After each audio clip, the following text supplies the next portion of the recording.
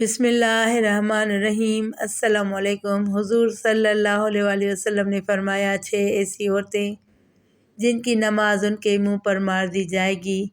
قبولیت اعمال ایک راز ہے جو موت کے بعد ہی کھلے گا، اور اگر اعمال کے قبول و عدم قبول کا معلوم کرنا اتنا آسان ہوتا تو ریاکاروں اور بدعتوں کی اتنی کثرت نہ ہوتی۔ ہاں، البتہ شریعت نے قبولیت اعمال کا معیار اور کسوٹی بتا دی ہے کہ عمل کرنے والا صحیح العقیدہ ہو، عمل عین سنت کے مطابق ہو اور خلوص پر مبنی ہو، اور اپنے نیک اعمال کو برباد کرنے والے گناہوں سے بچتا ہو تو اسے اللہ تعالیٰ سے قبولیت اور فضل کی امید رکھنی چاہیے۔ نیکیاں قبول یا مسترد ہونے کی علامات اور ہدایات کے عنوان پر ارشاد فرمایا، جس میں انہوں نے سعادت حج پانے والوں کو مد نظر رکھتے ہوئے کہا کہ کائنات کی تخلیق کا مقصد اللہ کی عبادت ہے، اور عبادت کی قبولیت کے لیے جد و جہد از بس ضروری ہے۔ چنانچہ عدم ایمان کے باعث کافر اور منافق کا کوئی بھی عمل آخرت میں فائدہ نہیں دے گا، البتہ انہیں دنیا میں پورا بدلہ دے دیا جائے گا۔ عمل کی قبولیت کے لیے اخلاص اور اتباع سنت لازمی امور ہیں۔ اخلاص کا مطلب یہ ہے کہ نیکی کا مقصود اور مطلوب صرف رضا الہی ہو، جس کے لیے نیت بنیادی کردار کی حامل ہے، کیونکہ نیت کی وجہ سے چھوٹا عمل بھی بڑا بن جاتا ہے۔ انہوں نے یہ بھی کہا کہ تقویٰ، تسلسل کے ساتھ نیکیاں، نیکی کے لیے دلی رغبت، نیکی پر ثابت قدمی اور انسانی اعضاء کا صحیح سلامت رہنا نیکی قبول ہونے کی علامات میں سے ہیں۔ اگر انسان کو ابدیت کی حقیقی معرفت مل جائے تو اسے اپنی ساری زندگی کی عبادات بھی ہیچ نظر آئیں۔ اسی لیے تو عظیم ترین عبادت کے بعد بھی استغفار سنت نبوی ہے، اور مومن کبھی بھی اپنی نیکی پر گھمنڈ نہیں کرتا بلکہ اللہ سے قبولیت کا امیدوار رہتا ہے، چنانچہ قبولیت کے لیے دعا اور شکر گزاری اپناتا ہے۔ شکر کرنے پر اللہ کی طرف سے قبولیت کا وعدہ ہے۔ دوسری جانب شرک، ریاکاری، نیکی کے عوض دنیاوی مفادات کا حصول، حالت ارتداد میں موت، دین سے نفرت، اللہ کی آیات اور آخرت میں ملاقات کا انکار، غضب الہی کا موجب بننے والے اعمال کرنا، منافقت، ہٹ دھرمی اور عناد کی بنیاد پر سنت سے تصادم، اپنی بات کو نبی کریم صلی اللہ علیہ وآلہ وسلم کی بات پر فوقیت دینا، اپنی پارسائی پر گھمنڈ، نجومی کے پاس جانا، عصر کی نماز ترک کرنا، حقوق العباد تلف کرنا، تنہائی میں گناہ کرنا، غیر شرعی مقصد کے لیے کتا پالنا اور شراب نوشی سے نیکیاں مٹ جاتی ہیں۔ لیکن کچھ ایسی عورتیں ہیں جن کی نماز ان کے منہ پر ماری جائے گی، کیونکہ وہ عورتیں نماز تو پڑھتی ہیں اور جنت میں جانے کے لیے ان کے لیے صرف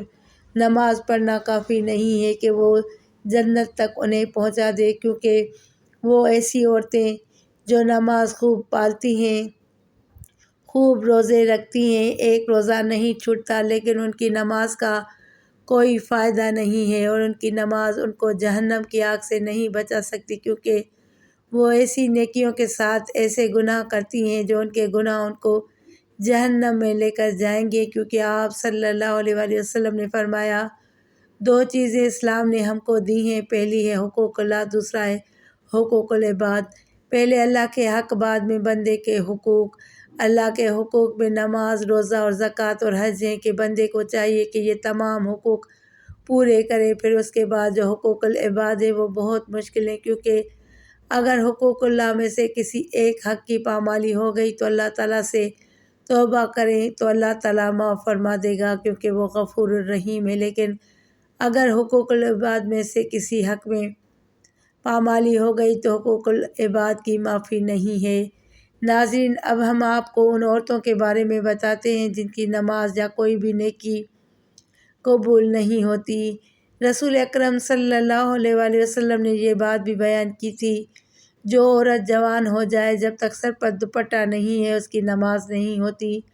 اور آپ نے یہ بھی فرمایا جو اپنے بالوں کو نہیں ڈھانپتی اس کی نماز قبول نہیں ہوتی۔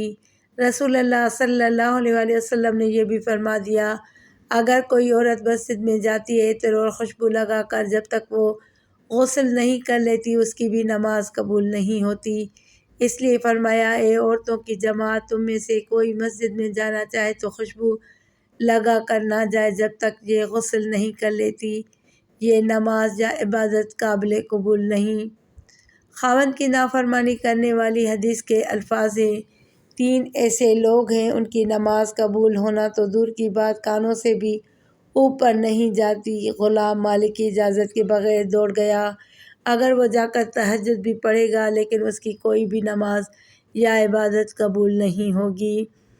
ایسی عورت جو اپنے خاوند کو ناراض کر کے رات گزارتی ہے اس کی بھی نماز قبول نہیں کی جاتی۔ اور ایسا انسان جو لوگوں کو نماز تو پڑھاتا ہے لیکن لوگ اس کی امامت پر خوش نہیں ہیں، پسند نہیں کرتے، شرط یہ ہے کہ کوئی شرعی سبب ہو، ویسے مزاج کی بات نہ ہو۔ ایسا انسان اگر کسی سبب کی وجہ سے لوگ اسے پسند نہیں کرتے تو ایسے انسان کی نماز بھی قبول نہیں ہوتی۔ حضرت ابو ہریرہ رضی اللہ تعالیٰ عنہ سے روایت ہے کہ آپ صلی اللہ علیہ وآلہ وسلم نے فرمایا، 3 لوگوں کی نماز قبول نہیں ہوتی اور نہ کوئی نیکی اوپر چڑھتی ہے، ایک بھاگے ہوئے غلام کی جب تک کہ اپنے مولی کے پاس نہ آ جائے اور ان کے ہاتھ میں اپنا ہاتھ نہ دے دے، 2 ایسی عورت جس سے اس کا شوہر ناراض ہو، 3 اور مست شرابی کی جب تک شراب کا اثر ختم نہ ہو جائے۔ اس حدیث کے فائدے میں لکھتے ہیں، مرد عورت پر نگراں ہے، عورت اس کے ماتحت ہے، خدا کے بعد عورت کے لیے شوہر ہی ہے، والدین کے حق پر شوہر کا حق غالب ہو گیا ہے۔ اگر مذہب میں کسی کو سجدہ تعظیمی کی اجازت ہوتی تو عورت کو ہوتی کہ وہ شوہر کو سجدہ کرے۔ حدیث پاک صلی اللہ علیہ وآلہ وسلم میں ہے، عورت کے لیے اس کا شوہر جنت یا جہنم ہے، کیونکہ اس کے حق کو ادا کر کے جنت پا سکتی ہے، جس کا اتنا بڑا حق ہو بھلا اسے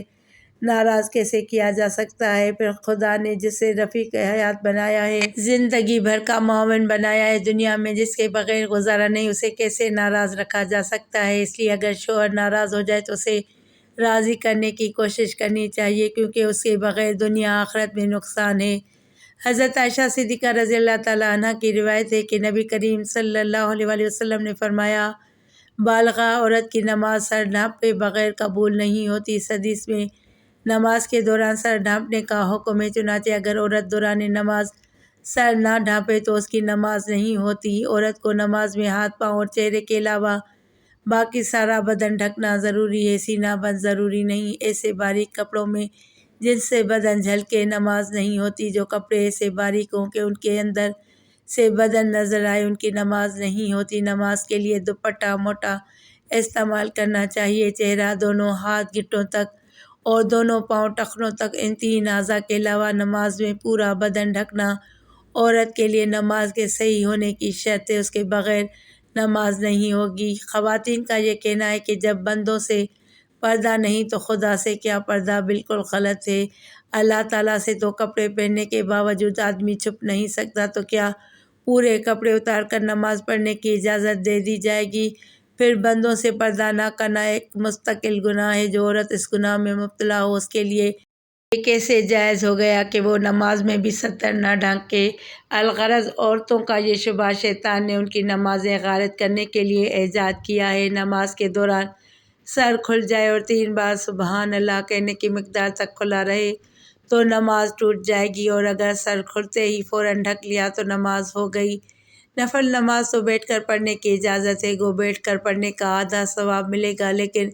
فرض نماز بیٹھ کر نہیں ہوتی، کیونکہ قیام نماز کا رکن ہے، مردوں کے لیے بھی عورتوں کے لیے بھی، اور اصول یہ ہے کہ نماز کا رکن فوت ہو جائے تو نماز نہیں ہوتی۔ لہٰذا جو عورتیں فرض نماز بغیر معذوری کے بیٹھ کر پڑھتی ہیں ان کی نماز نہیں ہوتی۔ ہاں، جسم کا صحیح طریقے سے ڈھکنا ضروری شرط ہے، پونچھوں تک ہاتھ کھلے ہوں تو مضائقہ نہیں، سینے اوپر اوڑھنی ہونی چاہیے، سجدے میں دوپٹہ نیچے آ جائے تو بھی نماز ہو جاتی ہے۔ عورتوں کا جمع ہو کر اس طرح نفل نماز جماعت کے ساتھ ادا کرنا بدترین بدعت ہے اور متعدد غلطیوں کا مجموعہ ہے، جس کی وجہ سے وہ سخت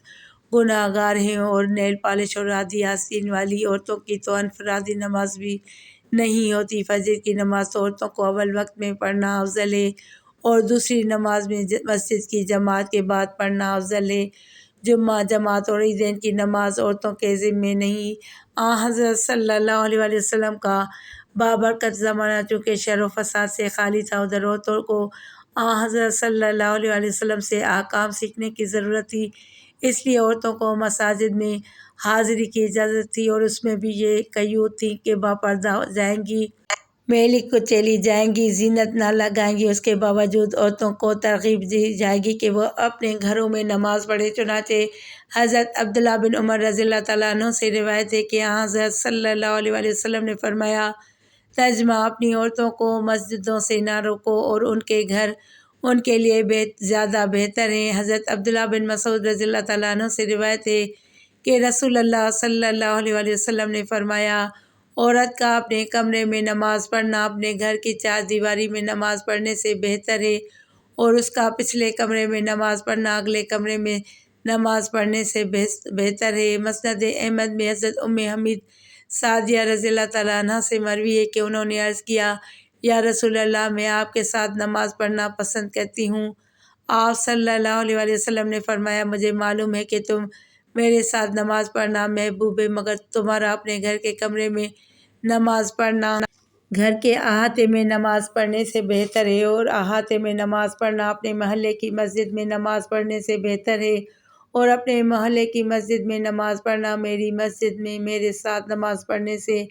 بہتر ہے۔ راوی کہتے ہیں کہ حضرت حمید رضی اللہ تعالیٰ عنہ نے یہ ارشاد سن کر اپنے گھر کے لوگوں کو حکم دیا کہ گھر کے سب سے دور اور تاریک ترین کونے میں ان کے لیے نماز کی جگہ بنا دی جائے۔ چنانچہ ان کی ہدایت کے مطابق جگہ بنا دی گئی، اور وہ اسی جگہ نماز پڑھا کرتی تھیں یہاں تک کہ اللہ تعالیٰ سے جا ملی۔ یہ تو حضرت صلی اللہ علیہ وآلہ وسلم کے دور سعادت کی بات تھی، لیکن بعد میں جب عورتوں نے ان قیود کی کوتاہی شروع کر دی جن کے ساتھ ان کو مساجد میں جانے کی اجازت دی گئی، تو فقہائے امت نے ان کو جانے کو مکروہ قرار دیا۔ ام المومنین حضرت عائشہ صدیقہ رضی اللہ تعالیٰ عنہ کا ارشاد ہے، ترجمہ: عورتوں نے جو ہی روش اختراع کر لی، اگر رسول اللہ صلی اللہ علیہ وآلہ وسلم اس کو دیکھ لیتے تو عورتوں کو مسجد سے روک دیتے، جس طرح بنو اسرائیل کی عورتوں کو روک دیا گیا تھا۔ حضرت ام المومنین رضی اللہ تعالیٰ عنہ کا یہ ارشاد ان کے زمانے کی عورتوں کے بارے میں ہے، اسی سے اندازہ کیا جا سکتا ہے کہ ہمارے زمانے کی عورتوں کا کیا حال ہوگا۔ خلاصہ یہ کہ شریعت نہیں بدلی، اور حضرت صلی اللہ علیہ وآلہ وسلم کے بعد کسی کو شریعت کے بدلنے کا اختیار نہیں، لیکن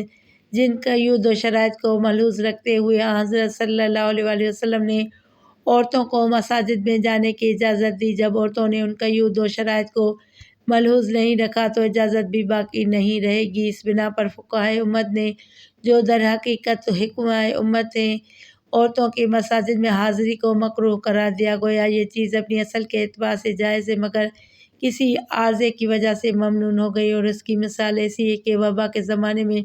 کوئی طبیب امرود کھانے سے منع کر دے، اب اس کے یہ منع نہیں کہ اس نے شریعت کے حلال و حرام کو تبدیل کر دیا، بلکہ یہ مطلب ہے کہ یہ چیز جو جائز و حلال ہے وہ ایک خاص موسم اور ماحول کے لحاظ سے مضر صحت ہے، اسی لیے اسے منع کیا جاتا ہے۔ اللہ پاک ہمیں دین کی سمجھ نصیب فرمائے اور ہمارا